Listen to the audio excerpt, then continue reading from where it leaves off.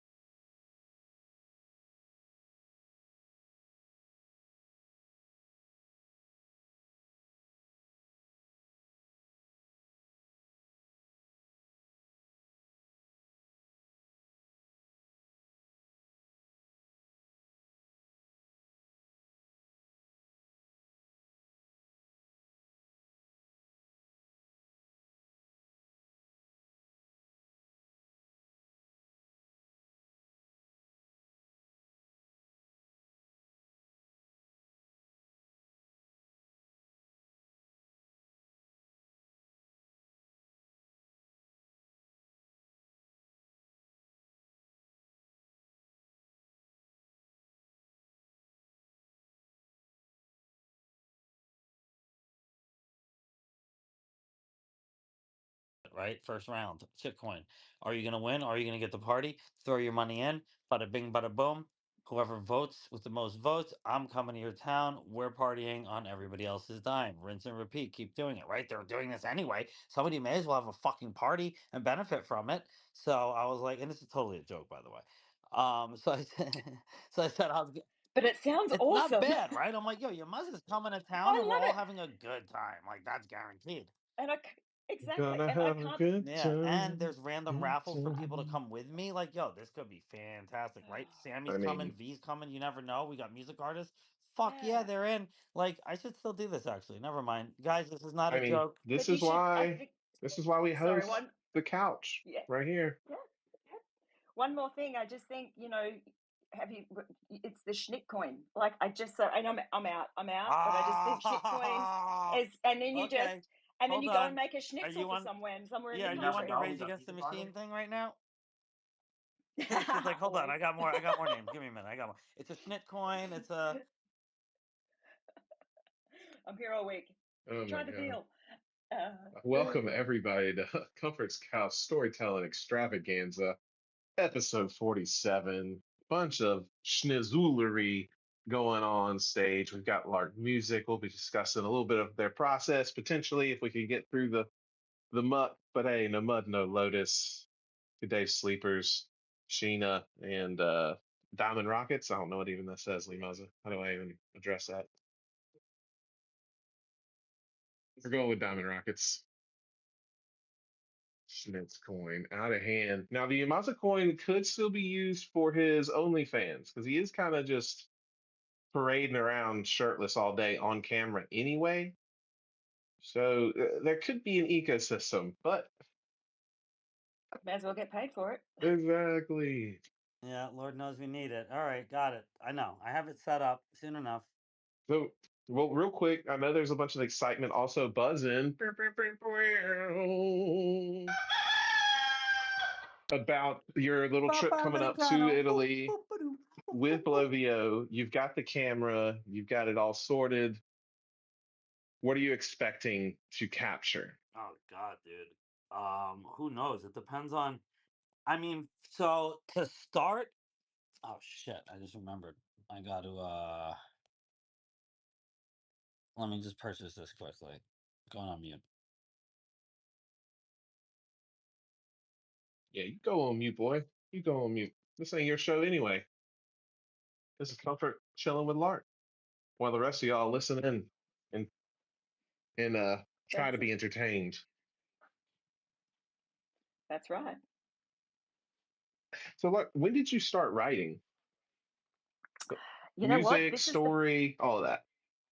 Yeah, yeah. I've always been a massive reader. So ever since I was a kid, I've always been into books, always loved reading, and it's always kind of been a part of my life. And then I started making music. I did covers for a really, really, really long time, and then um, I was like, "Oh, all these people dancing around the room singing to songs, and it's the best feeling in the world." And I was like, "I want them to be singing to my songs." So I started writing music probably about 10 years ago, writing my own stuff.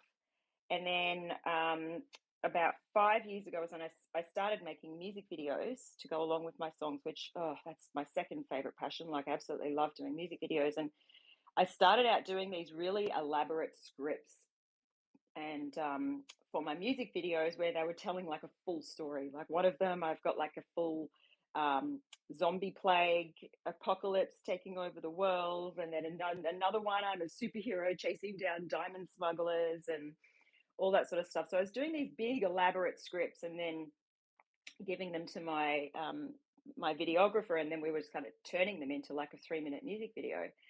And then the last two music videos, they didn't really have a script. We just kind of went along with the visual for that one. And then I was like, I did this song 1111, and it's a really kind of cheesy, tongue in cheek song. And I just in my head, I had this vision of the Fabio romance novels and the Mills and Boon romance novels and all that kind of stuff, like super super cheesy. And I was like, I'm gonna have the best music video for this. So I did a full script for the music video that was a story, like with beginning and the middle and the end and all of that kind of stuff. And I was like, you know what? I've done this massive, like, I should also do a book because I've already pretty much written it all out. I've plotted everything out. I've got the story and everything here. And then I was like, oh, I could have a whole universe. Oh my gosh, I could have the song and I could have the music video, and then I could have I could be a published author and have my own book. So that's pretty much how it came about. And let me tell you, it was really, really hard. Like, I take my hat off to authors. Like, I loved the process. It was absolutely fantastic.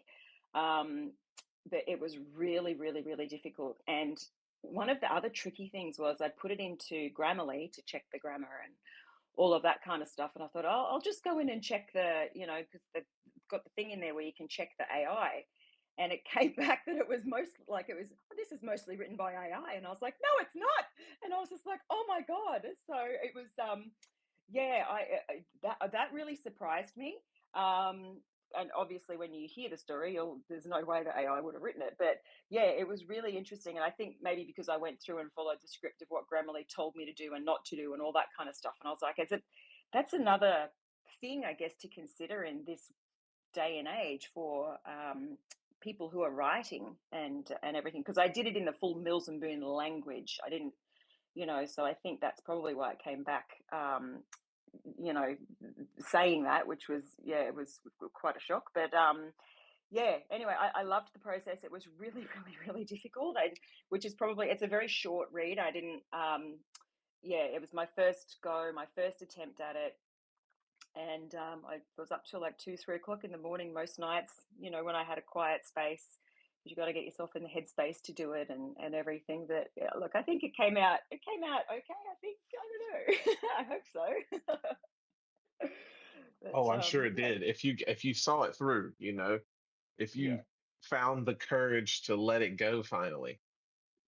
yeah, that's it. Exactly. And that's it. And it's funny because I was just like, I was writing and I was just like, oh, this is absolutely ridiculous what I'm writing in here. And Yeah. then I was like, actually, I need it to be more ridiculous. So I just kind of kept following it down that ridiculous path. So no, it was heaps of fun. But I have to take my hat off to authors and writers out there because it was, it was really, it was a lot to do. Like, it was very difficult, but it was so enjoyable at the same time. I loved it.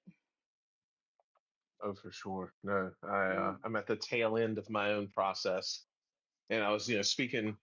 I mentioned this the other day in Renaissance. I was speaking with, some lawyers and doctors, and, learned folk over at this cookie party, and the sentiment was they were like, I don't know how to use an Oxford comma. I just want to read it. Like That's if it. it Yeah. flows, it flows. Exactly, that's it. And I ran it past one of my friends who's, she's an avid reader and she's, Mhm. absolutely fabulous. And I said, oh, would you mind, reading this and let me know if it's going to destroy my career? And she's Yeah, like, right. she came back and she's like, it's fabulous. And I was like, oh, thank God. Right. So, yeah, no, Because it was that's what great. that's. I mean, it should be. If you wrote it in an authentic voice, you know, you didn't cut corners. It should read just fine. Hopefully, we get to hear a little bit of it today, if you got the time. Oh, of course. Yeah, absolutely. Look, it's a short story. The whole short story goes for 12 minutes. So read. So it's a quick read. But I can absolutely, happy to read an excerpt for you for sure. Yay, Absolutely. yay. Hmm. This is the storytelling extravaganza, and I invite everyone listening to come contribute your verse, and for those playing along at home, to write down your thoughts, see where they overlap, and find the goodie that exists there within.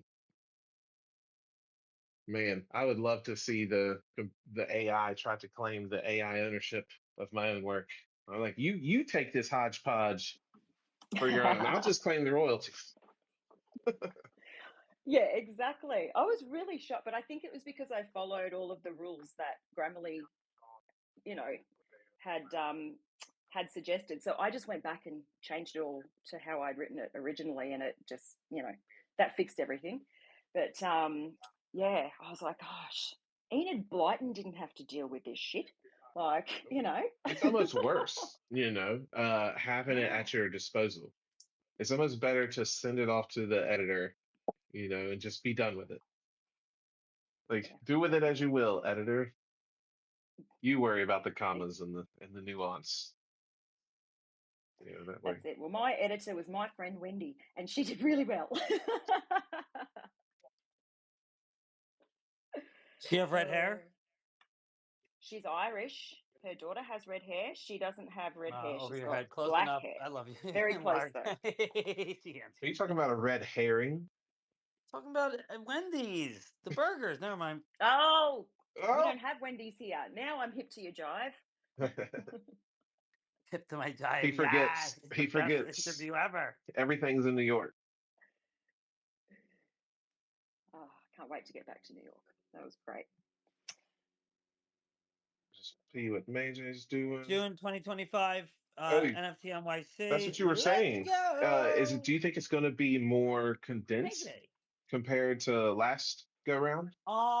Yeah, now that it's gonna be in June, it'll be just a different vibe. Okay. Like it was honestly this year, it rained so much. It was like Yeah. crazy. Like one night was, I think, like the most rain I've ever seen Mm. in New York. Like I forget how much water they said poured out of the sky, but it was like flooded everywhere. And that was the night that Sammy and Ray had their event. So it was like, a lot of people coming from like Jersey or whatnot. Even Shard didn't show up. Yeah. Like I remember. I remember you getting on to her about that.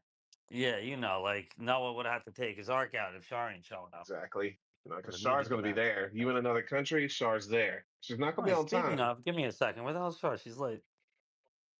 See DJ Nerds out walking his pup.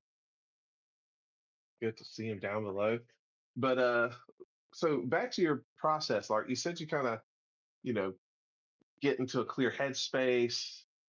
But beyond that, where do you tend to draw your inspiration from? Is it like for your music, for the vibe that you're kind of curating? It's from people, I Hmm. guess. Like I just yeah, every one of my songs is about a person. It's about somebody. And I think I just uh, in my job, like I write policy basically during the day. And it's really hard for me to get out of that policy kind of legislative writing headspace into the creative headspace. So I think it was just it was really hard for me to do a complete flip into a completely different style. But I was like, I think I've got a really vivid imagination when it comes to everything, and I've got and I'm a little bit silly, and I like fun and humor and all of that kind of stuff. So I think I like to think that that kind of comes into my music, and that fun playfulness as well. I always like that to be part of what I'm doing too, and I think just kind of bringing all of that kind of stuff together um, gets me into that headspace. I'm like, you know, I think of the people that I'm writing it about, and then I think of all of the things that make me laugh, and then you know, I like happy, upbeat chords that I'm putting in there, and yeah, it's a whole it's a whole group of things. But I really need to separate myself between. I had to separate myself from my when my work day ended and that one style of writing ended, and I had to give myself a little break and then get myself into the mindset to be able to then, go into that different headspace. So I hope that makes Oh sense. yeah, for sure. Are you a Luddite? Do you use like pen and paper, or do you stick to the uh, keys? I did both actually. It depends where, and I do the same with my lyrics. Like I would have things pop into my head and I'd put them into my phone, both with my lyrics and with the book as well. Like if I'd be out and I'm like, oh, and something would hit me and I'd kind of write it down for later. Or I've always got a book and a pen with me so I can jot stuff down. But yeah, for this one, it was a little bit of everything. And then I would, spend probably 3 or 4 hours at night sitting there just with the computer and getting it all down that way. That's the alpha right there. That'll always be the alpha for me, is having a little Mm, notebook with a pen with you. yeah, Like, I've got it. it's clutch. I Yeah. even take like a waterproof notebook, a little mini one, like a little Right in the Rain, I think that's what it's called. I'll take it out to the ocean with me. Oh wow, I have to get You one know, of those. because I didn't like even know I'll you could just get be, I that. mean, I'm not gonna splat, but I'll be out there floating around riding and I won't be afraid. You know, of course, I'll take it in before I start doing some vigorous swimming because the ocean claims everything. She takes it all. Toys, jewelry, shades, floats, boards, Novels. bags, keys, sandals. Sheesh. She does. She's a wild woman. No. Playful minx for sure, for sure. I always feel like if she gets extra rough when I get in there, like, and I haven't been in the ocean in a while, you know, just to Yeah. roughen me up, be like, this is what you get. It's been a week. Get in here. Oh, I love it. I'm too scared to step foot in the ocean in Australia. If I put my toe in a puddle here, it's probably going to get bitten off by something. So I Me didn't too. actually go. Yeah, I didn't go swimming in a natural body of water for probably 20 years, and just out of fear, you know. Mm. I'm I back mean, now, but you've got crocs. You have saltwater crocs that could be swimming in yeah. the ocean, like Well, they're not. ambush Yeah, predators. Like, oh fuck. yeah. Well, I grew up in Cairns, where the crocodile population is, and we get cyclones up there, and when it rains and floods, they Mm. actually end up in the main street of Wait, am I of hearing the like town. Crocnado? Whoa, Crocnado. whoa, I'm that like, might be wait, crazier than cyclones. Sharknado. Yeah, fucking Yeah, Crocnado. cyclones with Crocs. This is Because crazy. I those things love are it. like armored tanks. Oh yeah, they're Like, full on. And on the golf course, like you'd be playing golf, and then you look, and there's a crocodile. Like they're just everywhere up there. It was, I was just like, yeah, I'm not going in the water. I'm just going to stay out. nobody's trying to. What's his name from Happy Gilmore? Yamaza Chubbs. He loses his fingers to the croc. It's all in the hips. All It's in the all in the hips. hips. Oh man. Will there be a second or a follow-up? Because you mentioned earlier, you're like, oh, create this world, characters, create this world, these consequences. Oh, I could create a universe. You know, like Well, will this, we expand out? oh, well, I'm actually wanting to. In talks and negotiations. I don't know how it's going to go with an artist. The reason I haven't sort of, turned any of this into an NFT yet is because I wanted to. I've got this amazing artist that I'm wanting to work with to do some artwork and develop some characters as well for it. But I think this is a contained universe for this one song. You know what? There could be a motion picture film. I'm just joking. I don't know. I think I probably covered everything with it, but yeah, this was just, I guess, just contained with this song as to be something special that you know that surrounds this one song and music video. But if I don't, I mean, I've got a session on Friday to get started work on my new song, and I don't even know what that's going to be. But I'm thinking, if I'm doing these scripts anyway, I may as well just do short stories that go along with everything. So it could be another universe that gets created with the next song. So yeah, anything's possible. No, we are only limited by our imagination. I just Exactly. Mike, I definitely want to figure out how we can get your book and other books onto the blockchain, whichever blockchain. And I think that the kind folks at the IO team have that found a way for us to do that. We'll be trying that out shortly. Especially Amazing. Right. especially with the PDF, to flipbook host to A Chain, Polygon, Solana, ETH if you want. But of course That sounds and then there's amazing. still further from that, there's particular smart contracts that you can build a project off of. Like one of our community members is in a different project, Altia. Uh, he built his project on a 6551 contract, which kind of lets you nest other assets into that item, or that one asset becomes a wallet. So you Oh could wow, essentially, you know, have a music box and you drop songs into the music box, if you would. But that sounds amazing. I saw the Parrot Radio people posting, and it had me thinking. It's like, could we compress the audio from uh, an audiobook Mm. and have that on the playlist for the Parrot Radio? Like it was our own. Audible, Spotify type of situation. I But was for thinking about that, yeah, because I've actually got I've got an audiobook of this as well. Like it's I've got oh, the dope. recording of it.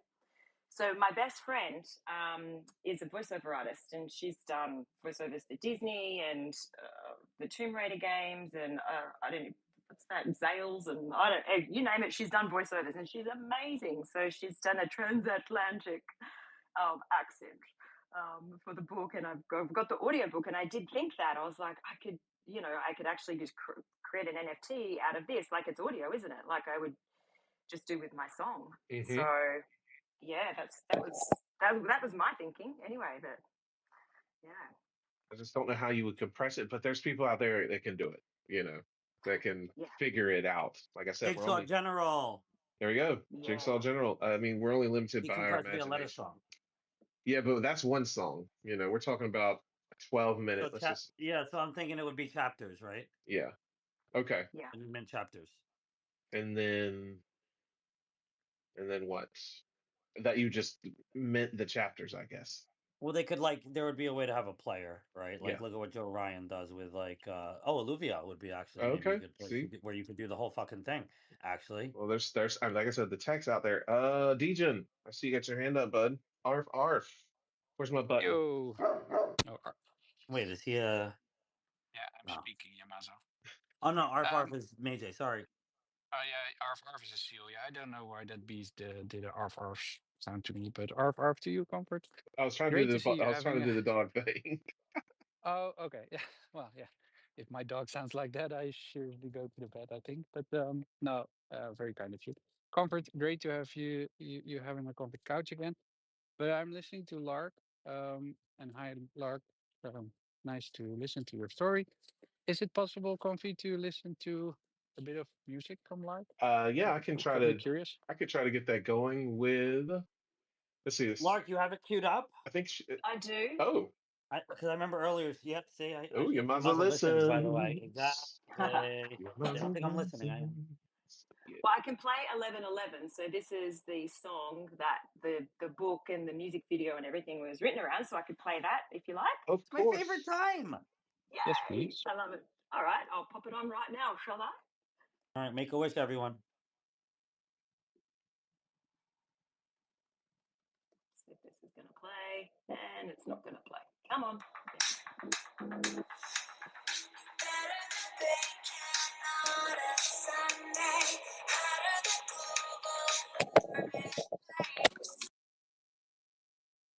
Oh, you beating it up over there, Lark? Don't beat up the music. Now, what's the track called? 11:11. It should be good. While we are addressing technical difficulties, we will see if Zatoichi could try this out. Let's see what happens. We turn the thing on. We turn the other thing on. We hit the button. All right, I'm good to. Oh, I'm good to go. If you're sorry. Yeah.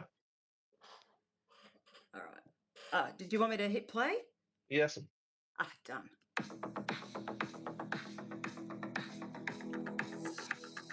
Better than bacon on a Sunday, hotter than global warming, baby. We're so not boring. Flat road, but we're still falling. You double shot coffee when I need it. You stole my heart just like a bandit.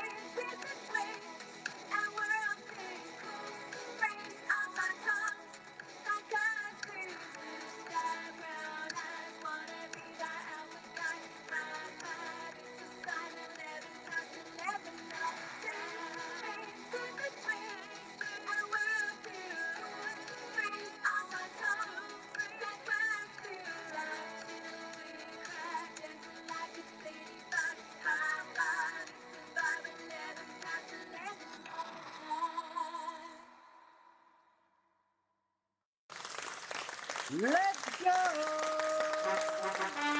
Woohoo! Okay, now, Lark, I must admit, while this is going down, I went to YouTube and pressed play on the video, Yep.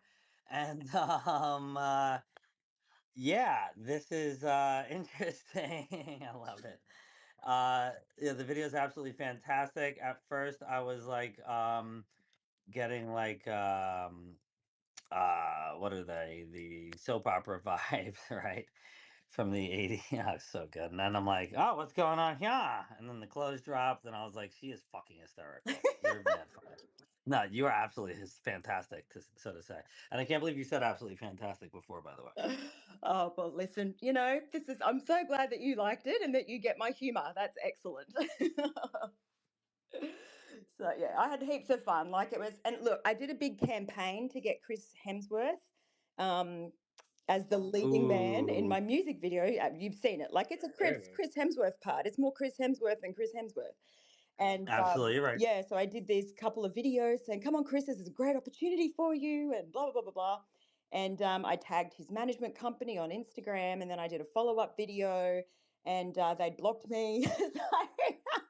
Wait, did they They really? did. So No, that's it. I'm going after them right now. so I know that they saw my video, but I ended up getting a stuntman called George, who was absolutely fantastic. He was a bit banged up because he's literally a stuntman, and he'd been Stuntman, yeah, yeah. riding a bike over the bonnet of a car repeatedly, like the week before, and they kept saying Messier, Messier. So he was a bit banged up. But look, he was great. He did a really great job, and I don't need Chris Hemsworth anyway. So his loss. That is incredible. What a journey Yeah. to get it Yep. from thought to paper to fruition. Yeah. Yeah. No. I'll That's find something. the link and I'll post it in the chat here to the music video. Oh, no, I can go to your website, right? Yeah, it's on my website or on YouTube. Yeah. All right, cool. Just to see your other songs. Oh, there's where the stars is. Okay. Amazing. Let me Yeah. just keep that queued up there. That way we can try to get Zatoichi to play it later on. We don't know if we will or not. I moved it around, so we'll see if we can get the high fidelity audio. That is incredible with the direction and everything. Now, are you more of a visual, like visualization type of writer? Do you try to write descriptively, or how are you kind of processing these like emotions when you're creating a scene? This is in the for the music video. For the music video, for just the writing of the story or the song lyrics or production of the music. Um, I'll talk about the music video because I was very focused on what I wanted and the emotions that I wanted and all of that kind of stuff, and how I wanted things to come across. And then the day came and I got really uncomfortable. I got really, really, really uncomfortable. And God bless George. He was so lovely. He's like, asking for my consent to hold my hand. And I was like, oh, George, bless you. That's so lovely. You're going to be holding a lot more than that later on in the music video. I said, but I really do appreciate the consent. Like it was, he was so lovely and so sweet. But I wasn't prepared for how uncomfortable I was going to be because it was I was just so like a fish out of water. This writing the song and writing the book were easy like that. Well, not easy, obviously, but getting myself into that headspace and the emotional space to do that was pretty easy. But the music video was a whole different story. Like it took me a minute to get into it, but I got there in the end, which was good. But I guess it's, meeting someone for the first time and then 5 minutes later, they're kind of embracing you in passionate holds and staring into your eyes. I was like, oh, okay, this is a bit much. But yeah, I got over it pretty quickly, I had to. I was like, you know Mark, it what? was your idea. I know it was my idea and I had to slap myself around, and just say, listen, you're paying a lot of money for this and there's a lot of people here and just get over it and get it done. So yeah, I did get over it. But yeah, I wasn't prepared for that. I didn't think that was going to happen. So yeah.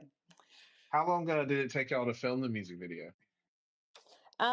We didn't start until 3 o'clock in the afternoon. I found the most beautiful house out in the Blue Mountains, and that house was hand built by a guy that lives on the property. He's a stonemason. So the house was amazing. So we got there about, I don't know, we could, it was an Airbnb, so we couldn't check in till 12 o'clock. And by the time we got everything set up, I think it was 3 o'clock by the time we started filming, and we went through till 10 o'clock that night. So that was a 7 hour shoot, which is pretty quick. Oh wow, that's awesome. Just to be able Yeah. to go from, nothing to, all this film, all this footage that you can just edit down to kind of curate. Now, did you have an editor kind of help you break down that video alone, or did you give direction? We work together. So my videographer is actually a bass player. That Mm, he's an incredible bass player. Like, he's amazing, and I've known him for like 17 years, and I did a few gigs with him, and his band had quite a bit of success overseas. I think they toured with Placebo for like a year through Europe. Like, they were, really, really good. Anyway, he went into filmmaking. So when he first started out with the filmmaking, I got him because I knew him to do my very first music video, and I've just used him, and his wife does my hair and makeup as well. So it's a bit of a family affair. So we know each other really well, and yeah, we work really hard together. Like, I send him through my concepts, I send him through like mood boards, I send him through the colors that I want.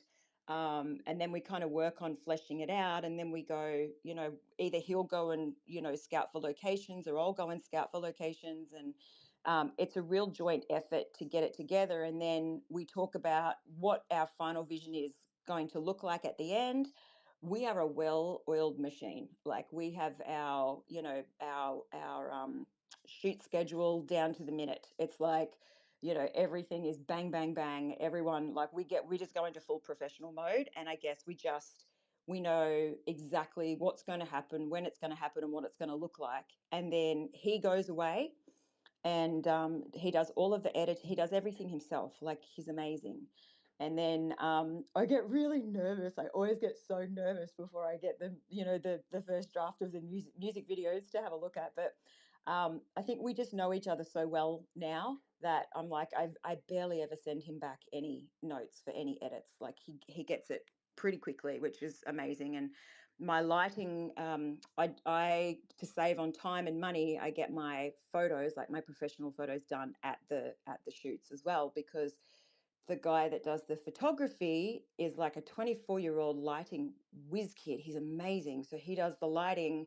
So the company that they work for shoots all the like Red Bull videos and luxury car videos and everything. So he shoots like Lamborghinis and Ferraris and me. He said I'm far more fun to shoot than a car, which is great. But yeah, so he's just amazing with the lighting, and he does all my photos. So yeah, I'm really, they're my dream team. Like, they're just amazing, and we all know each other now, and we've all got the same vision. And yeah, it's really easy. it, It's great. it takes a village. It does. That's it. Yeah, that's How it. big is your team, would you say? So I've got Dave, who does all of the videoing and directing and everything, and his wife does my hair and makeup. And then I've got two others. So I've got Dan, who does my photos, and he does the lighting and everything. And then I've got Ollie, who's like our crew. So there's just four people. That's So nice. very small. Yeah, yeah. No, it's good. It works. Like, we got it sorted now. Yeah. Like, yeah, Well, we know what we're doing. all of that takes precision and timing, and Yeah. and having that plus doing the creative juice thing as well. It's as on top of all the other life stuff that humans are obligated to kind of do, live life, social experiences and whatnot. But we're gonna take a quick break and just go see what Crazy Jack is doing down there with his hand up. How you doing, bud?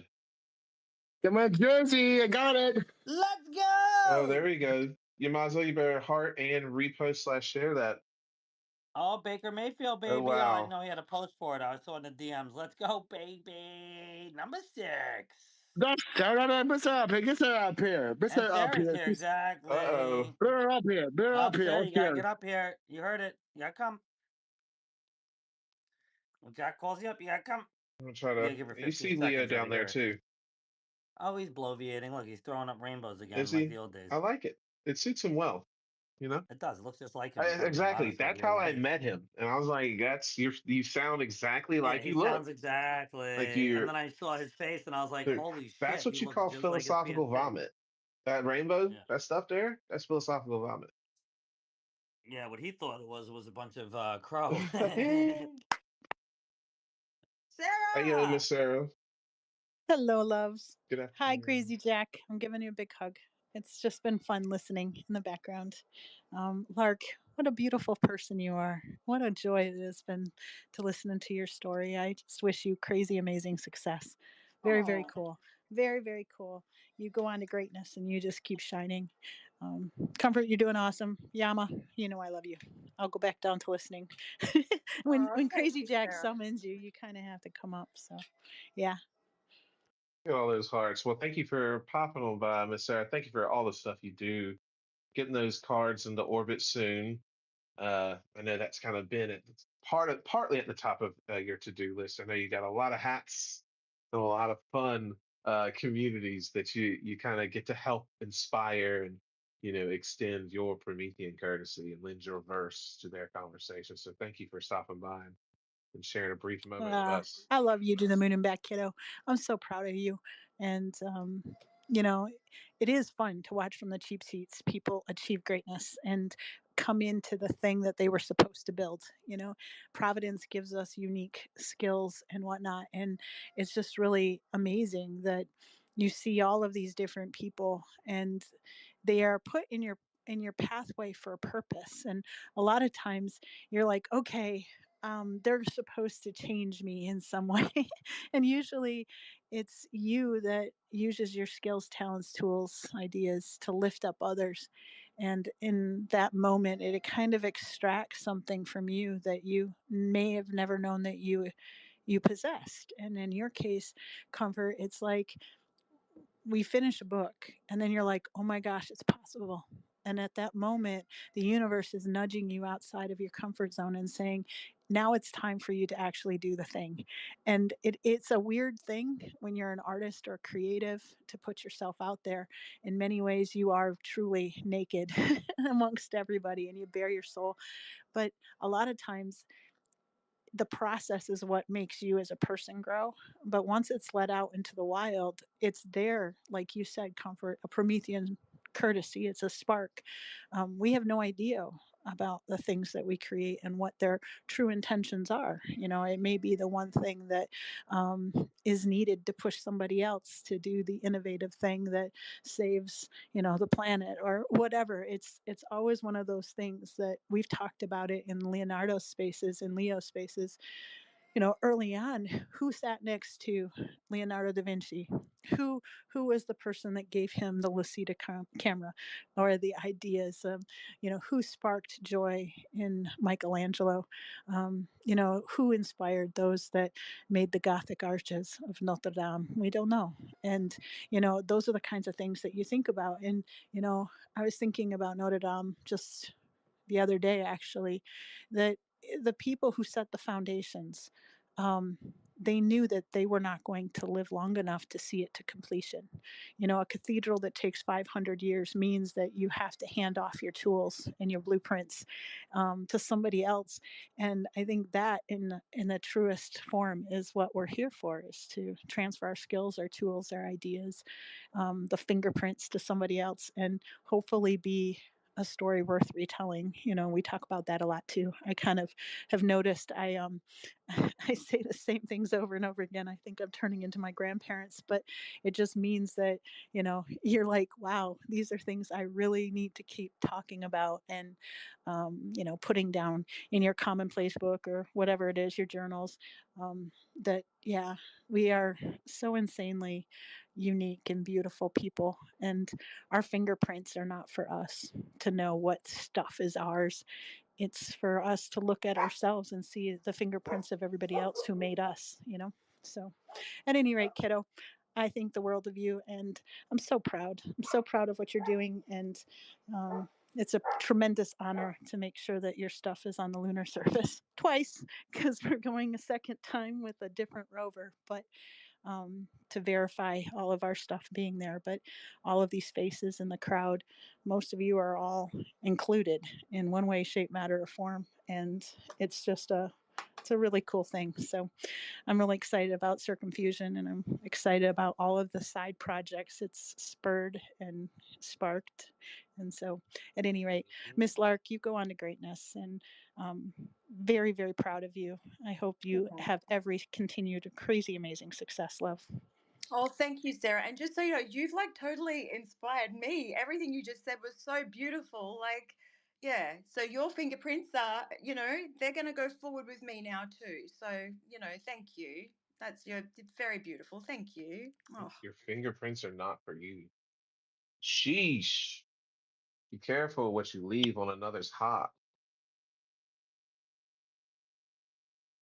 They got these recorded spaces. Take that, Ozzy. Take that. Yeah, we I don't love need you. Ozzy. He knows I love him too. He's a good man. Oh yeah, wherever he is, that schnizzle. He's the best. Speaking of circumfusion, I have my copy right here. If anybody wants to hear a little Oh yeah, passage, let's we're not hear gonna it. go full blown. We got things to do, wonderful people to talk with, crazy freaks to say hello to. Is he Crazy Jack? What are you doing? Hey, Sarah. Hi, honey bear. How are you? Yeah, I got my jersey today. My jersey in the mail. You still haven't made your outfits into Santa Claus elves yet. I'm still I, waiting, hon. I am gonna do that for you, Sarah. It's my Whoa, whoa, boss. whoa! For dress to hold on, his dress to impress. He Yep. is dressed to impress. Look at You're that up getting top. you're getting the Santa Claus outfits out. Yeah, the You update from the Uh, 14 comes out. Sarah, while we have you, Jack Attack has nominated Starboss again for an Inquisition, and we're not sure if we can get her in for Friday, but we're hoping you may be able to help. I will do my best, but I can't No promise anything. promises. I get it. But I will tell you this, there are some things, when you find your purpose, when you find the thing that you were born to do, it takes an act of discipline to say I'm not going to look at anything else, and it's an act of love. I hope that people understand that sometimes when we get overly busy, it's not that we're ignoring folks, it's just that we believe in a bigger thing, and that bigger thing has to get done so that we can elevate our entire pocket family, right? But I will definitely relay it to her. We have to get a lot of cards done this week because my kids are graduating from college actually on Saturday. I know, two of them. what? Two of the three That's amazing. are Two? That is Congratulations. graduating. incredible. Yes. Absolutely And fantastic. the middle kid today put an offer on a house on 10 Oh, acres. oh And I wow. was just like, How dude, old? he is 22. He has been Damn. saving since he was 5. Damn, And son. yeah, Damn. he's doing awesome. And I think about those things. You have to have focus, and you have to do it little increments at a time. He has always dreamed of having a farm, and the gardens that I have at my house are absolutely stellar because of his, patience and cultivation. But it happens with all of us. We're all capable of awesome things. It just is that planning that we have to do, and parking your butt in the chair, and getting those words down on the paper or whatever it is. And for him, each of us has within us the ability to be, that discipline. We are disciplined because we want to enjoy a life that no one else can later on, and that delayed gratification is tough. And you just kind of think about it, and I don't know. I'm really impressed with how they've turned out. Most people think if you hack school your kids, they're going to be booger eating spelling bee champions. But they've done pretty well for themselves, and it's just tremendous pride to see them come into fruition and become their own people, and it's great. I wish that on each of you if you have children of your own. But even if you don't, maybe you're called to not have kids.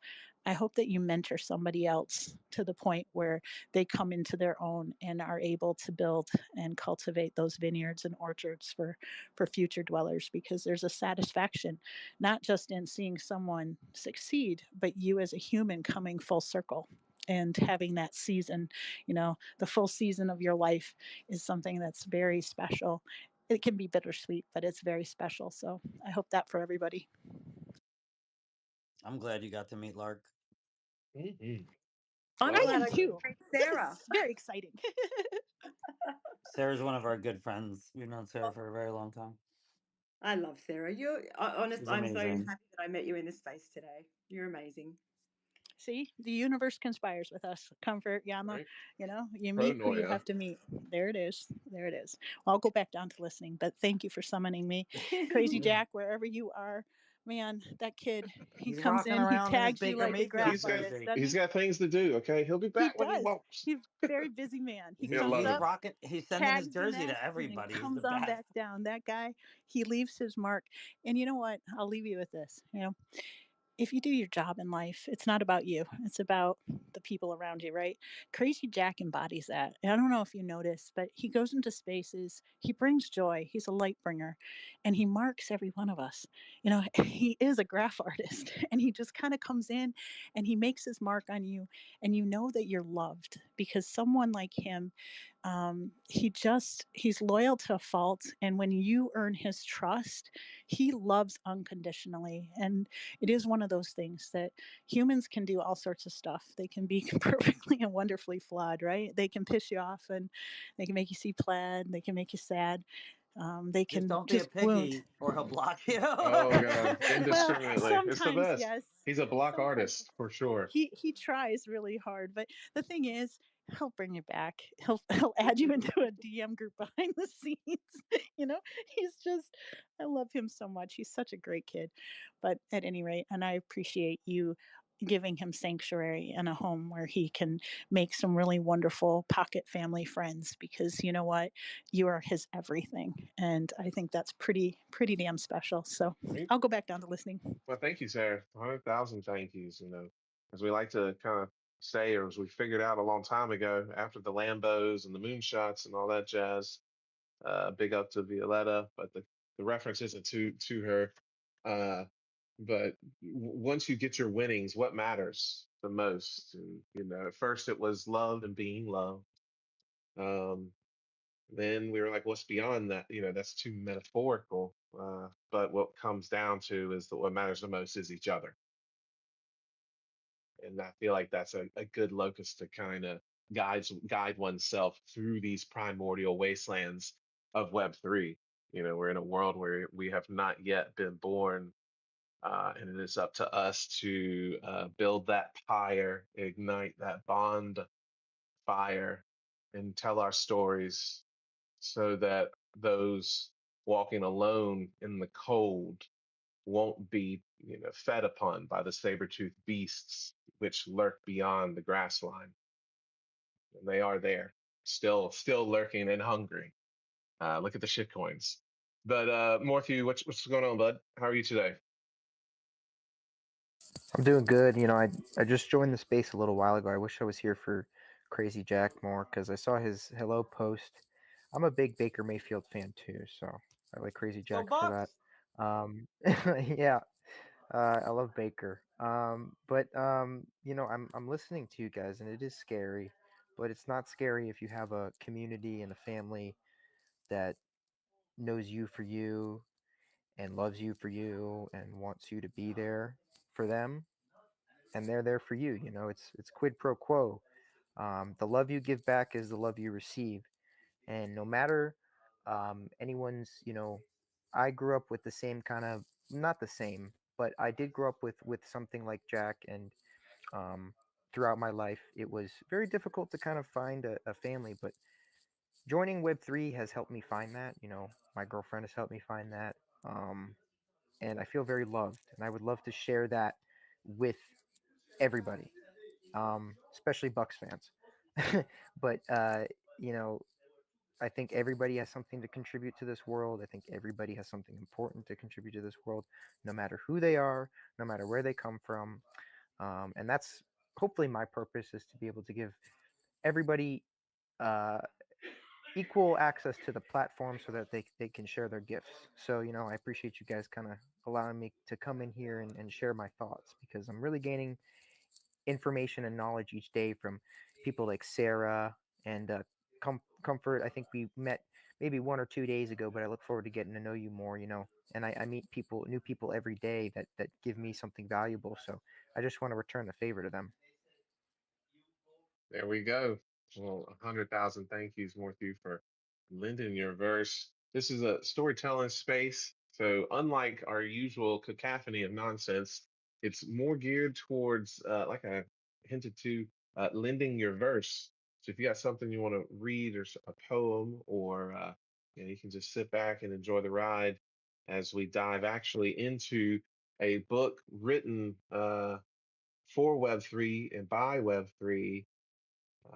One of the co-authors is in the room with me today, Sarah, down there.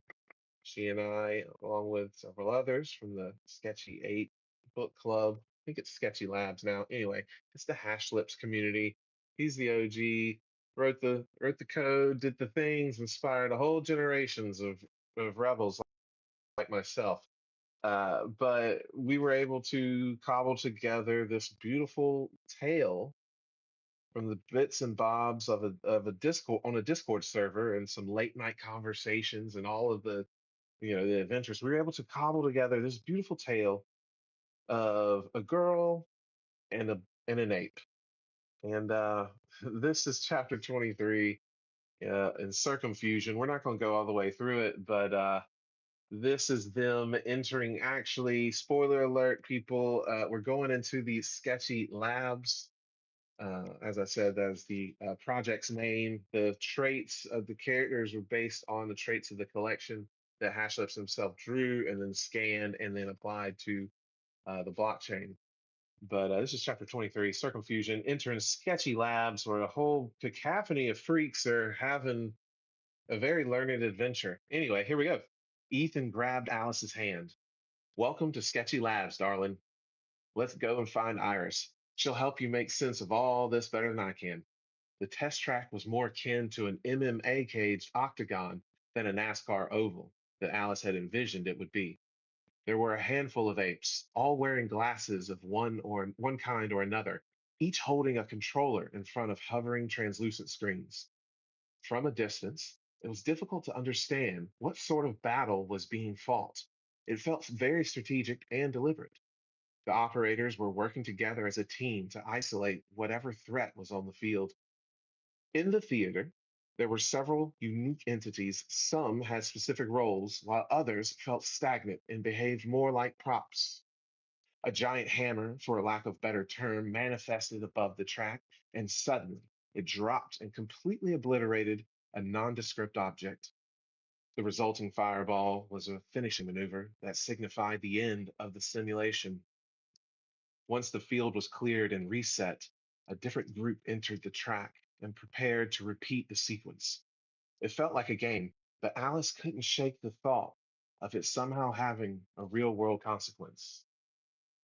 A purple ape wearing a black and white striped shirt with 3D movie glasses approached Alice and Ethan. Alice, we finally meet. I'm Iris 9977. Iris for short. And that's where we're gonna stop on that little ditty right there for you. That was part of chapter 23, Circumfusion. I can't wait for us to Ooh, put don't that. stop on a ditty. You got, yep, you got to drop a dime on the ditty. Anyway, I'm hoping, Sarah, we can get Circumfusion onto the blockchain.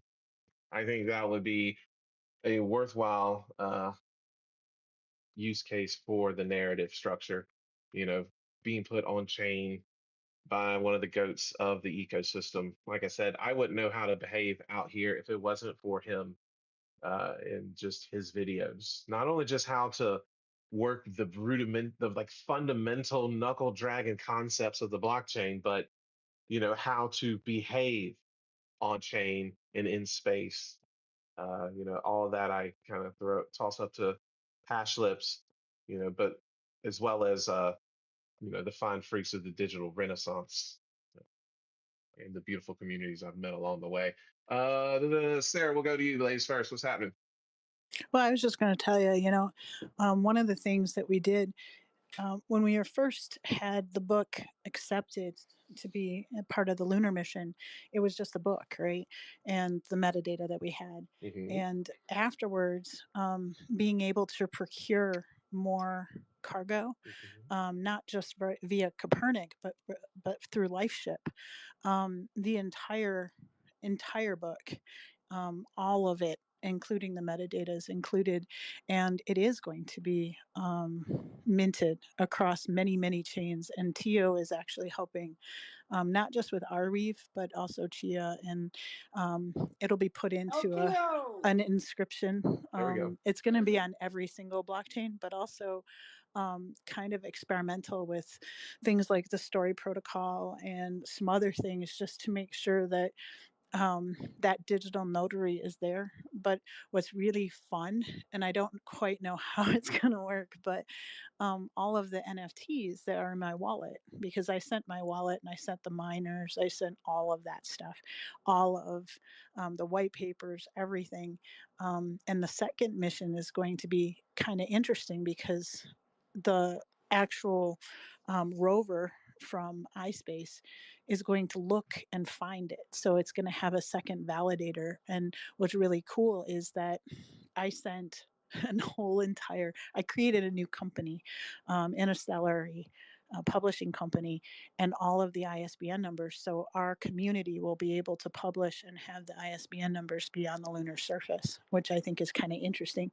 And those fractionalized ownership experiment and use case is going to be there. But, it's for sketchy lab people and our fusions, and being able to kind of give a voice to the voiceless. So when you said, hey, I wish it's going to be minted, we're figuring that out. And I guarantee you the update will include an ISBN number that is already included off world and will be housed actually in a satellite. So I think that'll be kind of cool. Oh yeah, I hope they do just a little bit updated, edited version of the circumfusion. Amen. Just Amen, my friend. I'm slapping you a I'm high just saying, five for that one. just a little zhuzh, just a little zhuzh. And it's my own No fault idea. because I've blinded myself with text for so long. It's out of hand. I've like created a But mandala you for know what? myself, and I've just been sitting and Honestly, spinning in it. Comfort. The fact of the matter is that we had people from 6 out of the 7 Oh continents. yeah. We had people that had English not as their first language, editing the book and then publishing it. So it's like a use case that is truly Web3, and all of its flaws and foibles, Mm-hmm. and woulda, coulda, shouldas. It is exactly as it was supposed to end up. I mean, I can tell you, you and I had our conversations behind the scenes, because I was like, you did what? you know, but you know what? That's part and parcel of the gig when you have a decentralized community like we do. And you know what? I think it's, as a time capsule, it's pretty special. Oh yeah. So, yes, but I hope so. And you know what?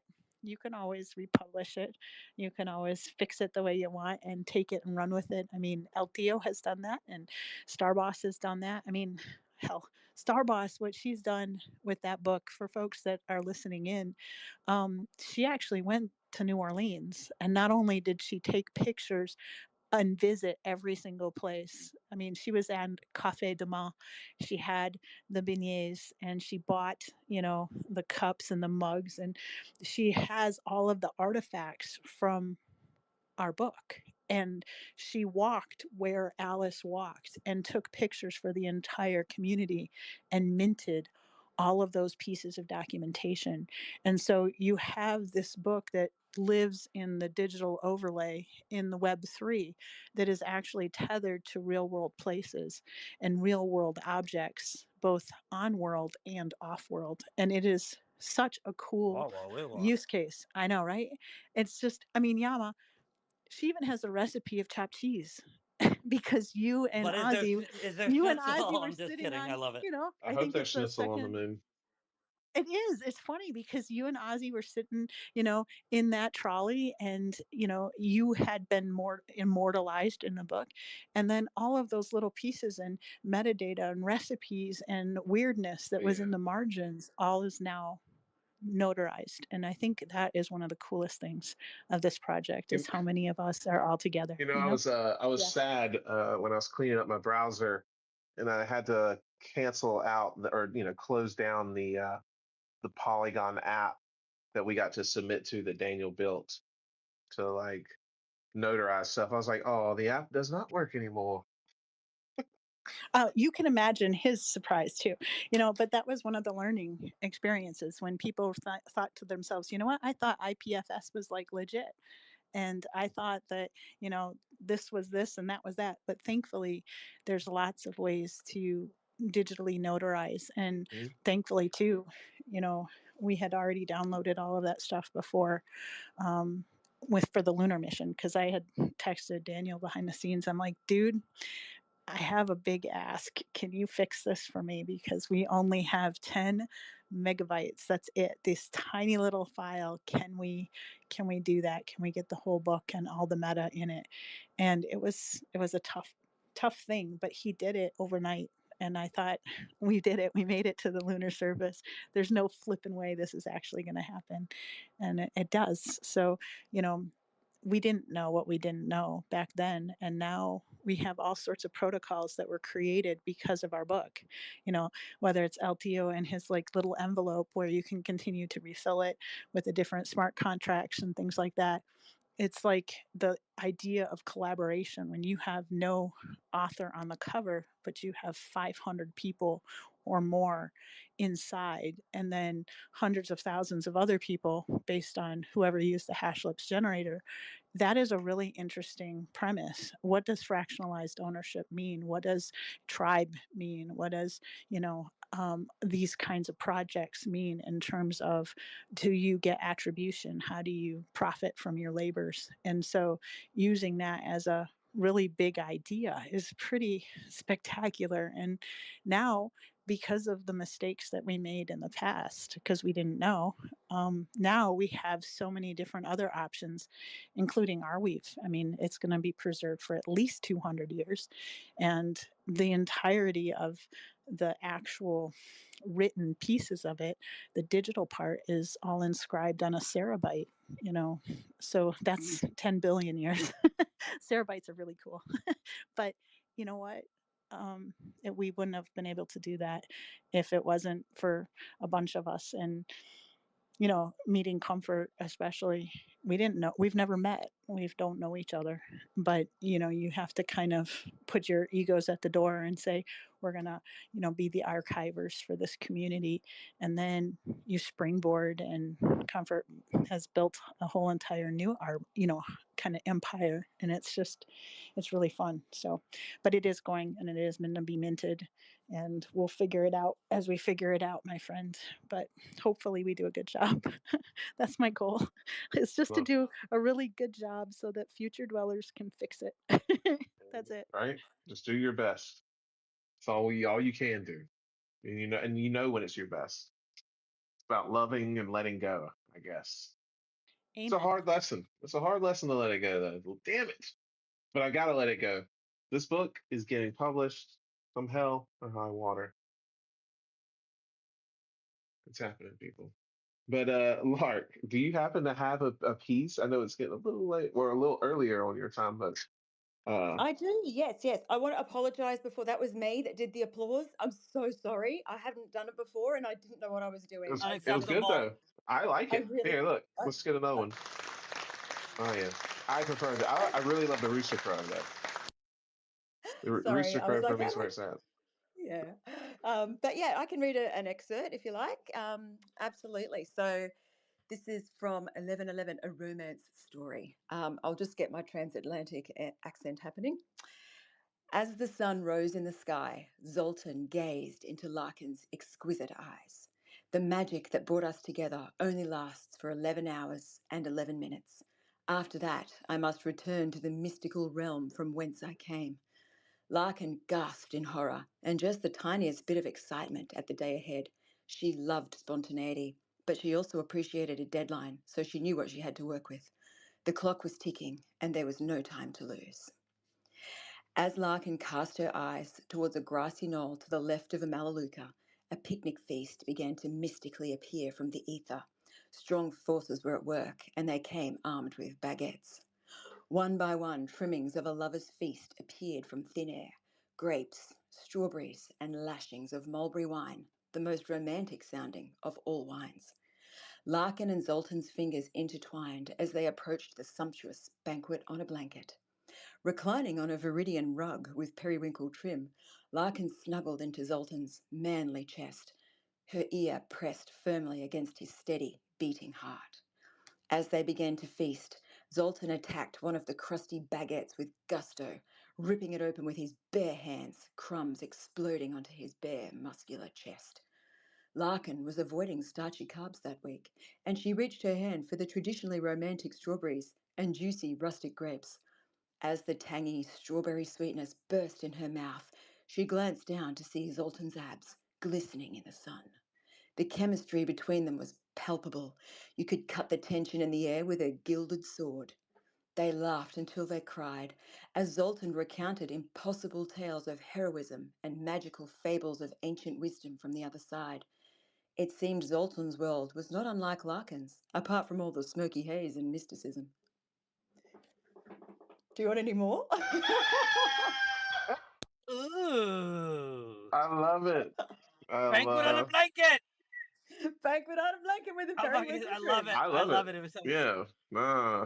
The descriptions quite tantalizing. All the way around. Well done. That's the Mills and Boone. Well done. Thank you. So I can read a little bit more if you wanted me to. Of course, you're on the couch. You are our guest. Well, you know what? We'll go to Crazy Jack very quickly, and then we'll let you drop back into it.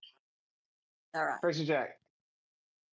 Good morning, Jersey. Good morning, Jersey. Now, are you gonna go to sleep in this jersey, Crazy Jack? I need an update on this No, I, story. Are you gonna take extra I good pulled it care of away. it? How do you treat these jerseys? I pulled the hanger right now. It's on the hanger right now. The hanger right now. There we go. There Is it we in the go. He says closet or is special it on the door? occasions. In the closet. Okay, Come so you on. Number can't. 6, make a move. He's not trying to play around and get this Well, get I this didn't know jersey if he tore up. needs to keep an eye on it right now. Make sure it's in good shape, right on the door, and then put it in the closet later. I don't know. I'm such a freak show. I'll probably put the little plastic thing back over it. All right, Jack. Thank you, brother, for the Jack Oh, his Attack poofy's gone. update. Life's better with sound effects, people. Come on, get it together. But Lark, yeah, no, continue. You're our honored guest on the couch. We're just hanging out. This is the storytelling extravaganza, episode 47. Quote post a room or sit back, get mindful of your posture, drink you plenty of water, and continue to be positive and love your life. This is Lark Music reading from her work 1111. Sorry, my dog's just going mental. All right, I'm going to just close the door and then I'll read a little bit more. Sorry about that. Everything's happening. As they explored the grounds of Larkin's hidden mansion, they stopped to embrace passionately beside the water fountain, gazing intensely into each other's eyes. Zoltan gently stroked Larkin's cheek with the back of his hand. The fountain's water flowed like a divine force of love driven from an infinite reservoir. A dragonfly duo danced delicately across the surface of the water. In that moment, time seemed to stand still. But alas, the hands of the clock marched on. Larkin couldn't bear for the day to end, and she wanted to remember it forever. She spotted an easel leaning against the potting shed at the far end of the courtyard. Let me paint you, Larkin said breathlessly to Zoltan. She didn't even know if she could paint, but while the magic was flowing, she thought there was no better time to try. Zoltan was happy to oblige. Larkin turned around to prepare her canvas, and when she turned back, Zoltan was standing in the middle of the pebbled courtyard, magnificent, a loincloth draped around his waist. Larkin started measuring both the scene and her muse, using the artist's thumb to paintbrush method, when Zoltan's loincloth suddenly fell to the ground. As he stood before her in all his glory, a cheeky smile slowly appeared on his face. Larkin gasped in astonishment and, quite frankly, awe. She hastily added another thumb to her measurements. Her cheeks blushed as red as the crimson hue she had selected as her first colour. She put her paintbrush to the palette and got to work creating her mystical masterpiece. As the sun started to fade and the paint started to dry, they shared their innermost secrets. Larkin had always wanted to be a dancer, and Zoltan, at one point, had desired to be a sushi chef. They both liked camping and sci fi, chocolate and 80s music. Tears for Fears was a favourite. In this moment, Larkin wanted to make the most of freedom and of pleasure, because nothing ever lasts forever. She felt fully alive for the very first time, as though together they could rule the world. Zoltan suddenly lifted Larkin into his arms and swept her into the majestic ballroom. I can make your dancer dream come true tonight, he whispered softly in her ear. Suddenly, he was wearing a suit and she a red ball gown in a masquerade party for two. The air filled with all the electricity and romance that Larkin had been dreaming of for all these years, and they glided expertly across the floor. The music was mesmerizing and hypnotic, their masks disappearing figuratively and literally as Zoltan took Larkin into his arms. He ran his hand up her thigh and she arched her back as he slowly and deeply dipped her towards the ground. There was nowhere left to hide. Larkin could feel Zoltan's lips on her neck as she rose back up to meet him. They locked eyes intensely and held each other close as they moved as one to the music, wanting this moment to last forever. End of excerpt.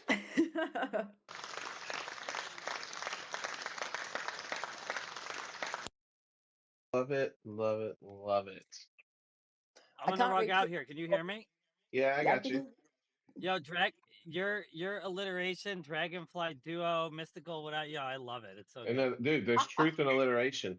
Big middle fingers to the fucking the grammar police out there who they hate on alliteration. And I find there's so much beauty in it because you can easily attach juxtapositioning, and you kind of need juxtapositioning to draw, the reader or the listener or the viewer, whichever your medium or the taster.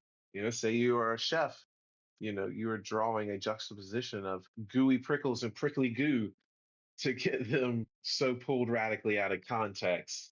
They must gawk with ubiquitous wonder at their everydayness.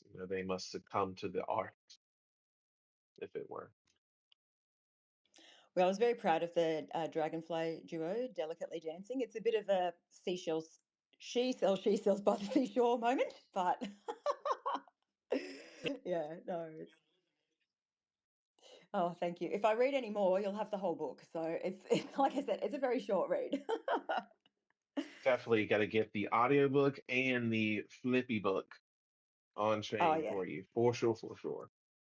yeah, Just definitely. just so we can carve that path out. Like I said at the beginning of this thing, I feel it's really important that we inspire more creatives to the potential of the blockchain. So it's just not a cesspool of people ripping everybody off. Yeah, I agree. It's like the force. You've got the good side, you've got the good and the evil. So you got to bring the good. It's got to be a good balance. It reminds me of the movie Human Traffic, a British film about clubbing. And at the end of it, they're, after party, everybody's been dancing on X and, having an amazing time as the movie depicts it. And they're just having this after party discussion about Star Wars. And he's like, Yoda wants to conquer inner space, and the Emperor wants to conquer outer space. Thus, I love that. thus the two fundamental opposing sides of the Force. That's fantastic. Right? I was like, it's just one of Yeah. those things that hits you, just some subtle line in a movie once upon a time, and then it just rocks with you as a core belief forever. It's like I can't go back to a time before hearing that type of moment. Yeah. No, I love that. I'm actually going to write that down and stick it on the wall in front of me. I have not watched that movie for years and years and years, and I didn't even remember that part. But that's awesome. I love it. And it makes sense when you talk about the role of the creative and the role of the entrepreneur and the economist and the banker, the scientist and the technologist.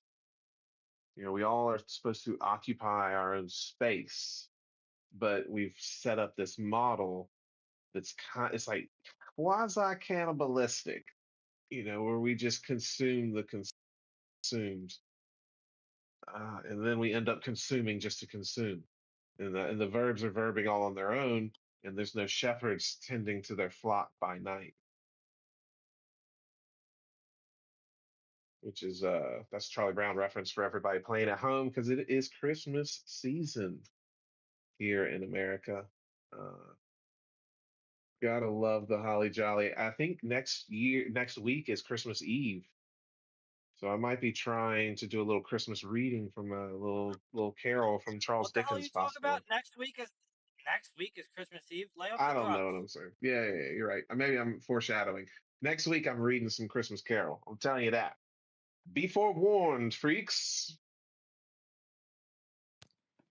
Can't wait. And I'm going to go and watch a Charlie Brown Christmas. I haven't watched that since I was a kid. Oh my Oh yeah, God. that's the jam. It's good because of the jazz. It's in the back. You're like, oh, it's a fucking Good vibe. grief. Exactly. My husband is obsessed with Christmas movies, like obsessed. It's Ooh, I don't. He's like he's wanting to start them now, and I'm holding him back. I'm like, can we just oh, wait? Like it's going to be like Christmas movie palooza around here for the next couple of weeks. So yeah, give me a good Bruce Willis movie. Like I like the yeah, dogs. no, I like the throw the you know. diehards. Yippee-ki-yay, motherfucker. That's it. Exactly. That's it. So yeah, we're about to enter Christmas movie season in our household. What was Elle watching? I think she was watching Krampus last night. You must have. I was like, oh yeah, a good old dark Christmas. It was a ghost story originally, a Christmas Carol. What was the one with there was like wait, what's that one called? What? It's just what was meet the something with the Santa and his wife. Christmas Chronicles. Meet the No, Clauses. it's like meet the something with a K, like Klaus Clauses. no, meet the Pringles. Crunksters. No. I've used all the K And words. I know, and in my mind, I'm seeing Tim Allen, even though it's not him. Give me a second. He's forever Santa Claus.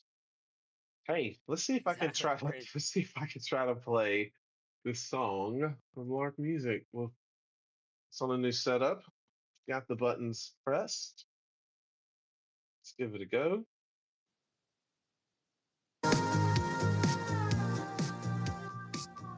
Oh yeah. And I got a little turny knob. A little twisty twist. Does it sound okay to y'all? Up another late night, waiting for the light in the back of my mind, trying to cut a 9 to 5. We back, baby. We Working back. hard for a living, Dolly Parton was right. I wish I had a free ride. Been all around the world and did it on my own dime, down to the bottom line. Pressure makes diamonds and I'm gonna shine. Wow. Turn me on, lights up the dark. Number one with a bullet, straight to the heart. I'm ready to take me to the stars.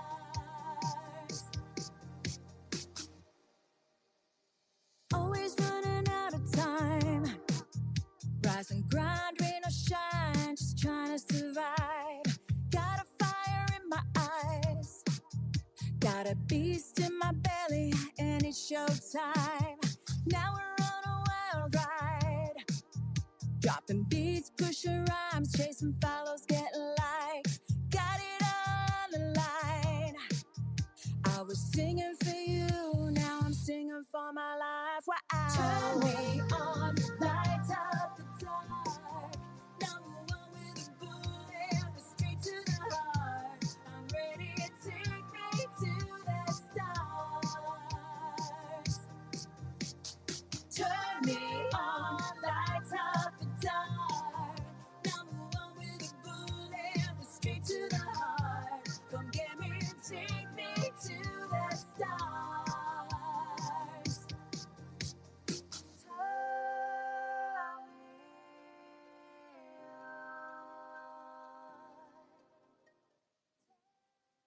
Oh man, incredible!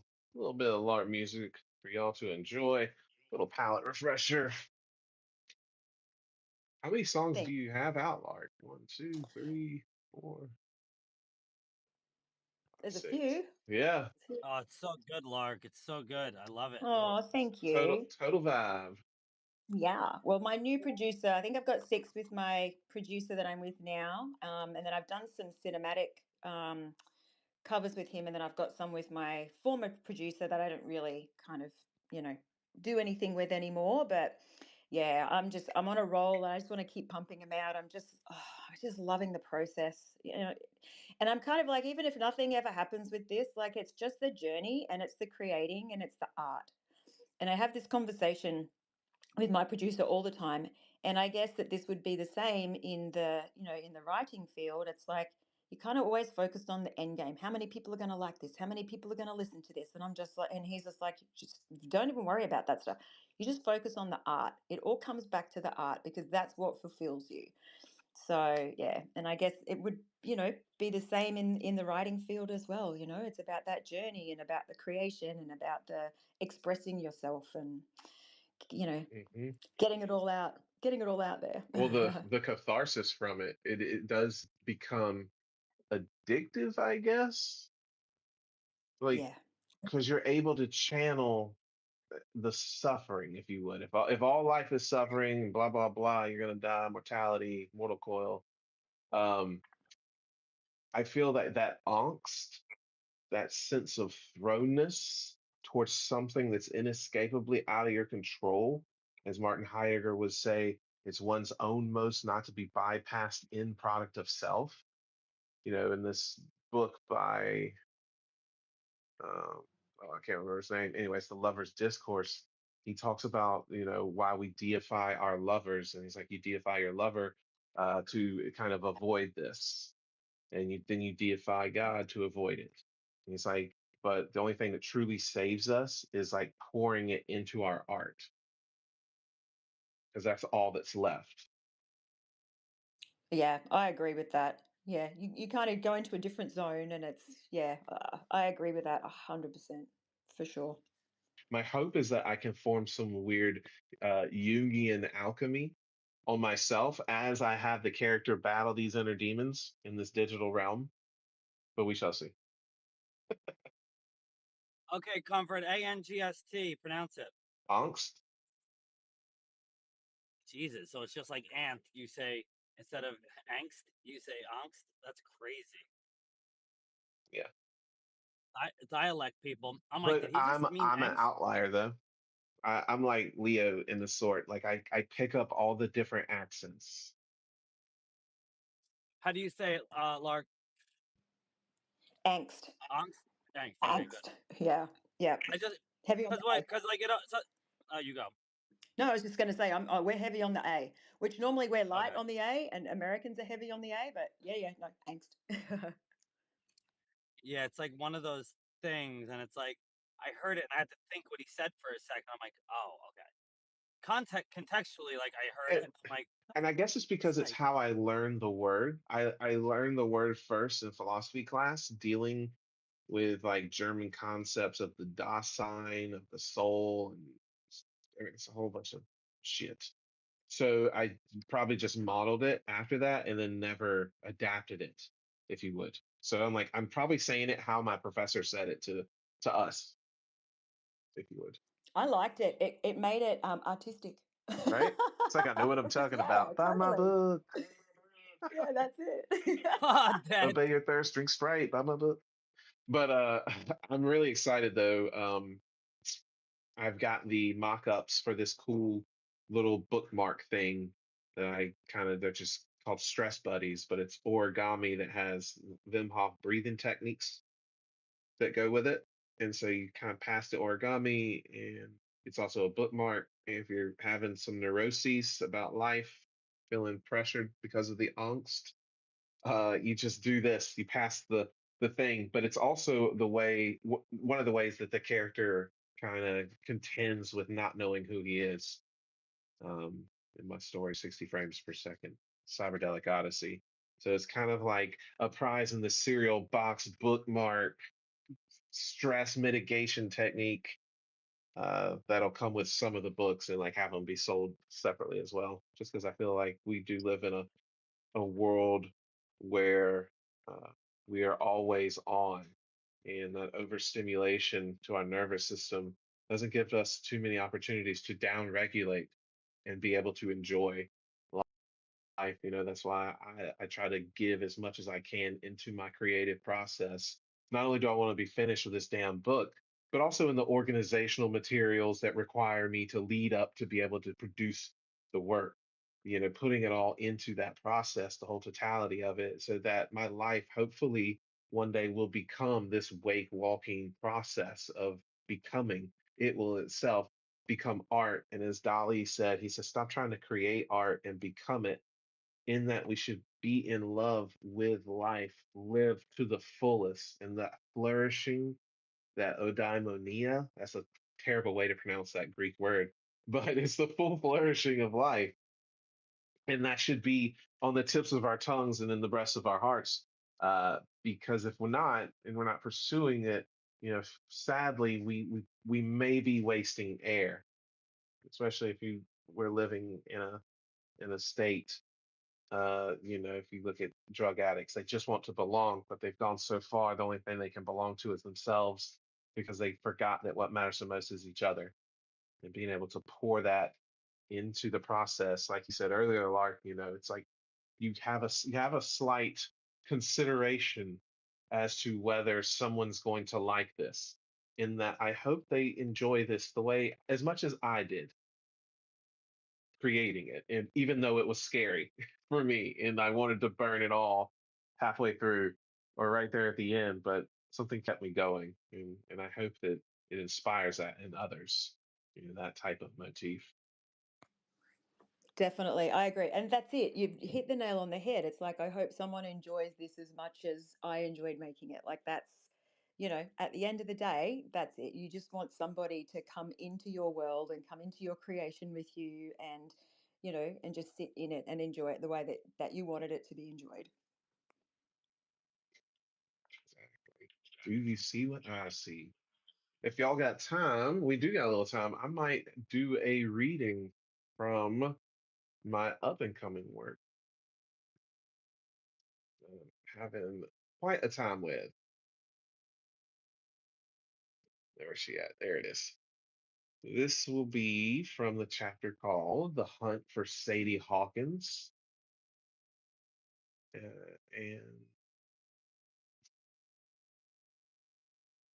there's a little something.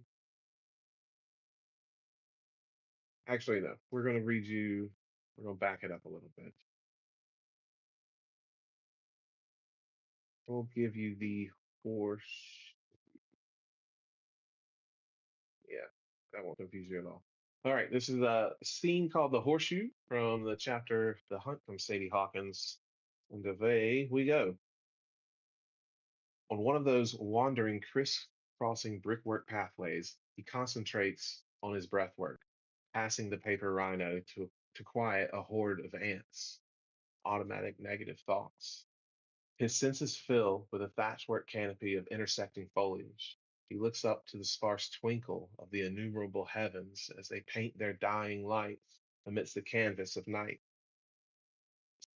Soon, a clear quilt of mental clarity and fresh spring air unfolds its silence, as he strolls around the horseshoe's perimeter. But upon taking a left at the next fork, he arrives at a curious triangular patch of grass where three paths meet. Hey there, Sage brightly smiles, pulling him from the labyrinths of his fractured thoughts. What are you doing wandering by yourself?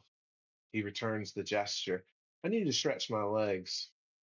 Go for a spell. I don't enjoy sitting for long either. Do you mind if I walk with you? Sure. Conway extends his hand along the path. They take a ride at the next fork, towards the obelisk at the horseshoe center. As she catches a moonlit sparkle in her emerald eyes, an arrow from Cupid's quiver pierces into the void of his innocence. Pounce. Sage and Conway walk along the brick paved path, past the obelisk, taking another right, then a left, followed by several series of rights, then lefts, as seashell chandeliers glitter clink in the evening breeze, illuminating the boughs of live oaks stretching over the walkway. A short distance ahead, beneath an azalea bush, he notices Meowmers, a lime green eyed feline, veiled in darkness. A nibbling marsh mouse pauses. Meowmers primes for the pounce, shuffling its weight from paw to paw. The keen senses of the marsh mouse enforce a momentary stillness. Meowmers twitching its tail subsides, just to join the halting silence held within two hearts, beating as one. The late spring breeze changes direction, and the linchpin of kinetic energy triggers the rustling carnage of nature within that azalea bush. While they chat, he observes many of the bricks lining their path, that they have names on them. What are those for, he asks, turning a pause in their conversation. Every villager, past and present, has their names on them. It signifies your contribution to establishing a foundation that lasts for generations, he says. The next 7 generations. Cheers, Conway, trying to mask his neuroses while catching the light play of shadows along her neckline. She giggles at his enthusiasm. It sounds weird, but it makes sense. Do you have a brick? He asks. Of course. He looks around. Where is it? Over there, she points to the other side of the horseshoe. Want to see?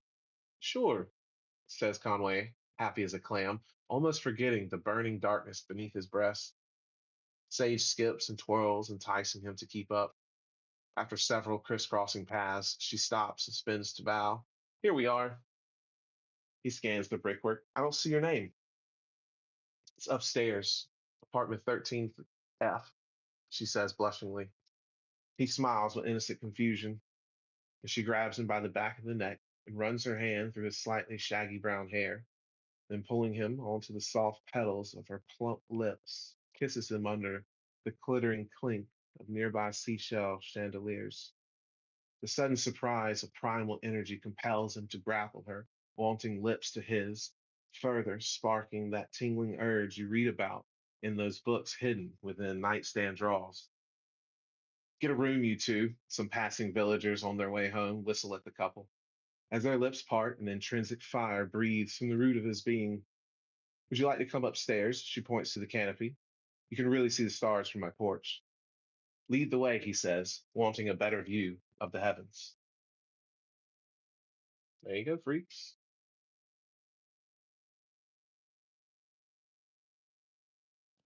Can I hit the applause button?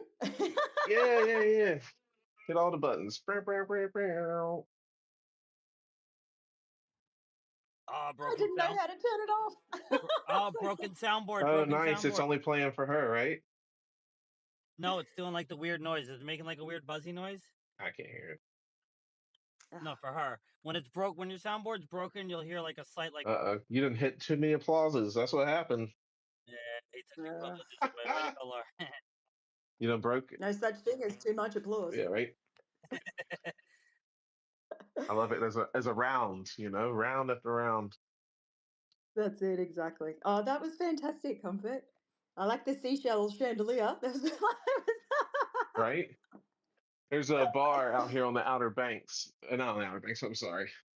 The show was filmed here in Charleston, but there's a bar here in Charleston that it's an outside bar, but it has seashell chandeliers. And when you're just sitting there, at the bar, nobody's there, and the wind's kind of rustling through, and it's surrounded by trees. It has this glittering, clinking kind of fun cadence to it. It's hard to express in the words, for sure, for sure. That's why I had to like hyphenate and make my own weird word, my own onomatopoeia. Take that, scholars. Make my own words. Oh. But I'd have made sure to lace the book with lots of music and drug use and violence and heroics and sex and philosophy. Lots of parable. you got to have balance. Oh, yeah. Thanksgiving with the granny, killing Nazis, hunting sharks' Puppies. teeth. Yeah, totally. Fighting demons. We're trying to make it a show. Vampires, He periwinkles. is a periwinkle blue. Portly panthers that are pink. Where is the portly one that's pink? He was He's hanging dropping for a in. bit. Yeah, he was hanging for a bit. He left. He was messaging the group. I can't I host want and do to. that. Yeah, exactly. I was going to say there needs to be a schnitzel inserted somewhere into a story, or the schnitzel the book, or Oh, schnitzel the musical. I don't know. well, I'm this just the theme song for Comfort's Couch on the broadcasted recording on YouTube and on Spotify and all the other stuff. It's Schnitzel time. It's the song. The oh, It's Schnitzel time. what time? It's schnitzel time. I'm totally going to have a listen to that. But you know what? Lark, I would not cry if you happen to come up with a schnitzel tune of your own. I'm just saying. He might cry. He might flood. He might flood the Rhine like a I think he baby. would cry too, No, I might definitely. cry. No, I'd cry at happiness like a baby. Yeah, you're right. Hmm. I do that. The Jay Lee How song could you comes not? on. I haven't heard it in a while. It's- I boohoo like a baby. yeah, because especially if it's beautiful, if it triggers like a beautiful moment. There's nothing Lark does with the voice that's not beautiful that I've heard so far. Oh, I love that. Every Thank day I'm schnitzeling. Ding, ding, Oh, ding, ding, ding, ding. See, the gears are yeah! turning. Now look, the gears are turning. By the time we get back to the DR, there'll probably be a little song made up in my saddle. Oh, God. Every day I'm schnitzeling. It's so It's ridiculous. so good. I love it. Nobody I record kind Schnitzelin, it. schnitzelin, schnitzel, No. schnitzel. schnitzelin. Yes. Oh, sleepers, Schnitzel real sleepers. hard. Schnitzel real hard. Oh, Stop God. it. Yeah, It's so, it's one of those it's so things. ridiculous right now, It's Lark. You're too, amazing. yeah. Woo. Technosocial wormholes be damned. We're having way too much fun. It You're like should be Razzlecon illegal. times a million. Razzlecon. You guys got to watch the heist documentary. It's ridiculous. The Bitcoin heist. That one. Yeah, whatever the new one is, the greatest heist or whatever. Hmm. I Yo, it's mean, great. look, It's ridiculous. It's so crazy. I got like I said years ago, hard to believe. Jesus, we're getting old on the blockchain. Uh, you know, it's the creative's last stand is with this technology, I feel, especially with the onset of AI coming through. Like we need as many creatives on deck. I don't care what they're building, doghouse, bathhouse. They're writing songs, making cakes. I don't give a damn. Treehouse, Dex, Yup. Leo. Fat Pink Panther, damn you not being here. We miss you, bud. But we need as many creatives as possible on board for what is coming. You know, because it's going to require us to somehow manifest a culturally abiding, flexible philosophy to handle the nuclear fallout of artificial intelligence on our linguistic structures. You know, we already live by the commercial, die by the commercial, essentially now. And you know, I just don't think that those people should be having the lion's share of the social discourse because we won't make it at the state we are. I feel, or maybe we will. Maybe I'm just doomsaying. I've been too much doom scrolling. Now I'm just doomsaying. Do you think people will want to get back to the human aspects of creativity? Like, is there soul in the AI space? Like when it comes to music and books and because there's that at the end of the day, I think people are looking for something that sparks emotions inside them when it comes to the arts. Does AI is there going to be a revolt against AI? Like, where's the feeling? Where's the humanity? Like, where's that Well, I passion? think that's always going to be, to humans, how you differentiate internally, right? You'll have that gut feeling that it just doesn't feel human, right? For now, Yeah, for yeah, now, until it's really good. Like it's like the first robots. You're gonna know they're robots. Eventually, you probably fucking won't. It's Yeah, gonna they'll get be crazy. because they'll be us. Eventually, they'll be. You'll have a state No, they'll be maybe half one day biological. Yeah. where you are born and you have a construct, phone, Tamagotchi, Pokemon, whatever thing assistant that kind of grows with you. And when you pass away, it occupies some sleep. I don't know. Life on other It's not planets crazy. outside of the solar Write that system, one. I can't even, it's hard to envision uh, where our humanity goes, and thus the need for more agile philosophies because transhumanism is going to be a real thing, especially as we already lean heavily on, medical parts to keep us alive. Uh, we're already, cybernetic eyes probably on the way. The Neuralink's doing cray cray things with how human beings can extend their thought, reach, and feel. So it's going to be interesting indeed. I wish I could find the Tom Robbins quote about the 6 things that make us human, but he says, roughly that what makes us human is our, rebelliousness, our playfulness, our eroticism, our poetry, and our humor, and our like kindness or something like that. Like those are human traits. That's how you define a human. And he said whatever degree someone behaves less than with those precepts, then they are behaving less than human. So if you're not acting with love, you're acting inhuman, essentially. The right kind of love, you know. But that's a whole different philosophical conversation for a different couch. Yeah, I think back to like the AI and the soul type conversation. Oh, it's freaking raining now. This is ridiculous.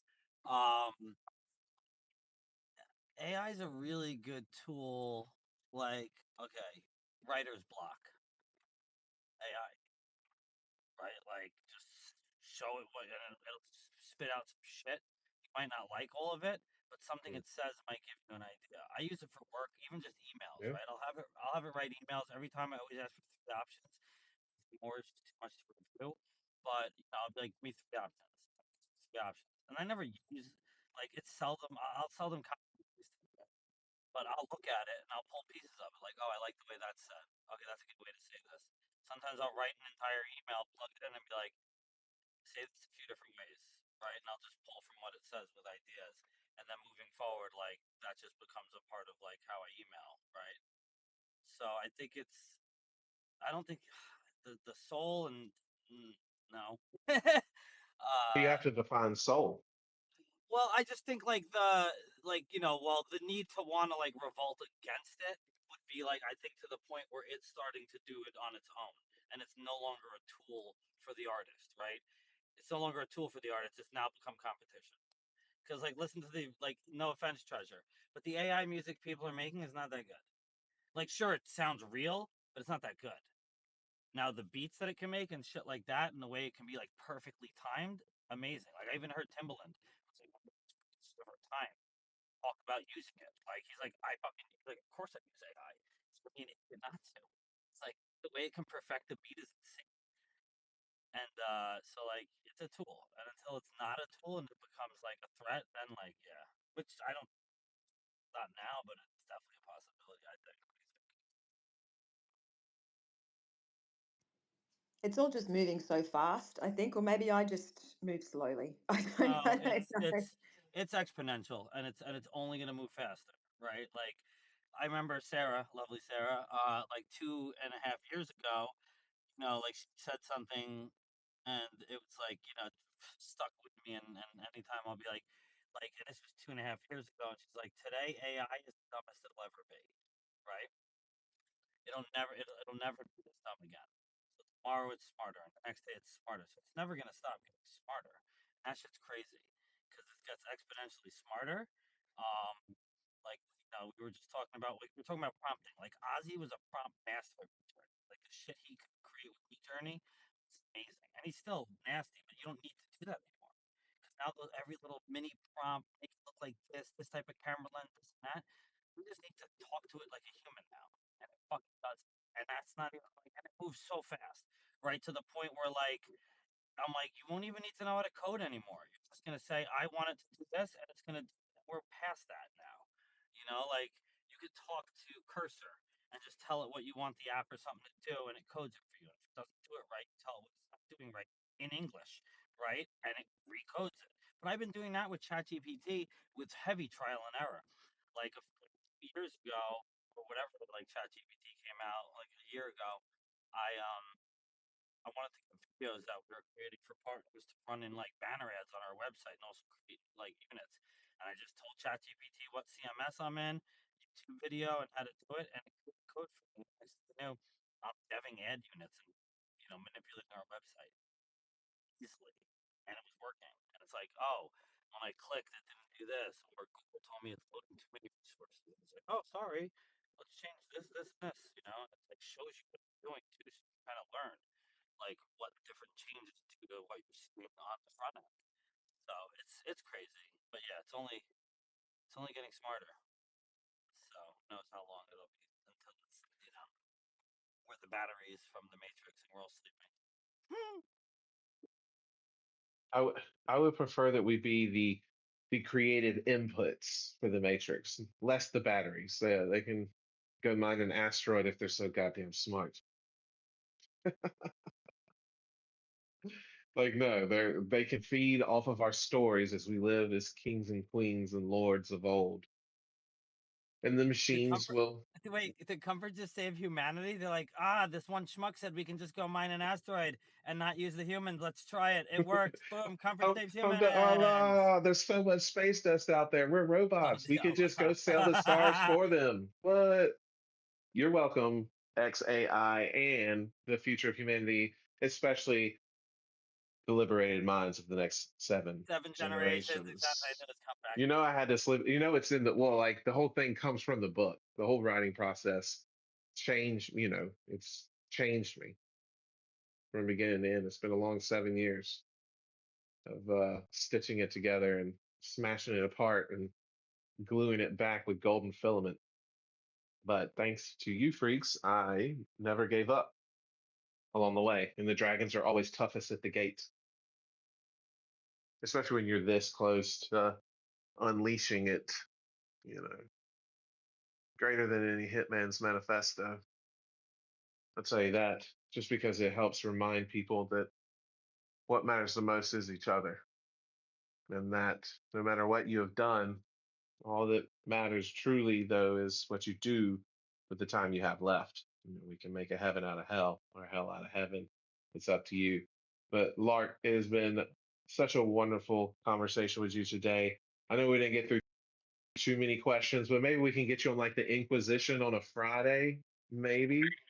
Oh, I'd love to. Yeah, thank you. Like, I've had such a great time, and I really want to thank you for inviting me along today. Like, it's been fabulous. And yeah, I'd love to come to any more spaces that you've got for sure. Yeah, yeah.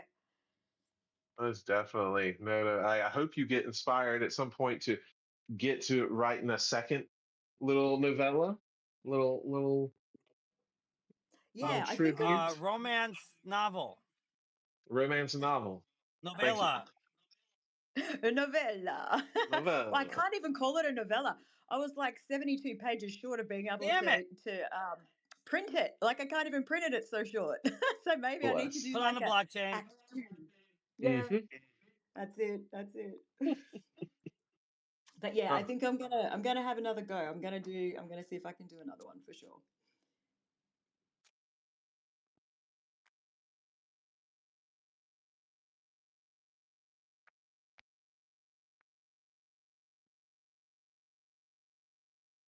AJ speaking. Yep, I'm here eating dinner, but I'll speak. No, nobody's talking about When, you. I said, is May J speaking? So it's unmuting. when this space ends, I'm forming a space. You want to come aboard? Absolutely I'll not. invite everybody. It's going to be No, called. hold on. Mute him. You can't be poaching people from the couch. That's crazy. I love it. I love it. We are about to close down. You Lark. crazy bunch of beautiful freaks. We're just gonna keep him on mute. I can't have him poaching the space. Nope. He'll wander the wastelands over yonder.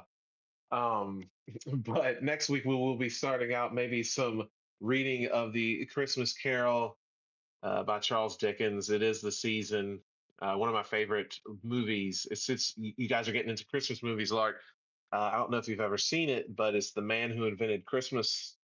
It's about Charles Dickens writing Christmas Carol. It's pretty good, I definitely. haven't seen that one, but I'm going to put it on the list Yeah, because I'm yeah, sure yeah. we'll get That some, way you get a you little know, writer's edge in there, a little yeah. storytelling aspect. What was it called again? Sorry, The Man. Who invented Christmas? Okay, I'm writing that down. Right. I can hear her pen going. I'm dead. Boom shabow. Like I said, I've got my book and my pen next to me all the time. I've got a page full of, you know, stuff even from today that I've written down about parrot radio, and I write down little snippets all the time. No, you got to. Or it gets lost in the unwritten pages of history. Yeah, You that's know, it. that's why I try to encourage all of my listeners to stop asking what the world needs, but instead to figure out what makes them come alive and go do that, even if it is just being a bunch of schnizzles with us here on Comfort's Couch or in the digital renaissance. Lark Music, thank you so much for chilling with us, Lark. Amazing conversation today. Definitely hope to see more in the Renaissance. We'll get with Leo about potential Inquisition. We get to answer all the fun questions. It's a hoot and a holler. It's a grand old time. But until that end, want everybody to drink plenty of water, stay mindful of their postures, and continue to be positive and love your lives. You have any closing words, Yamaga, Lart? Anything you'd like to leave us with on this fine day? New space coming up. Canada, 21st state. 51st state. 51st state.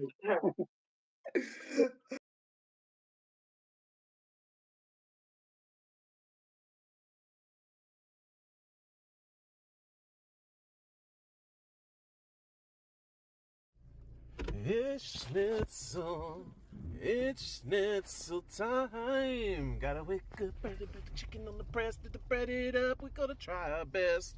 It's schnitzel time.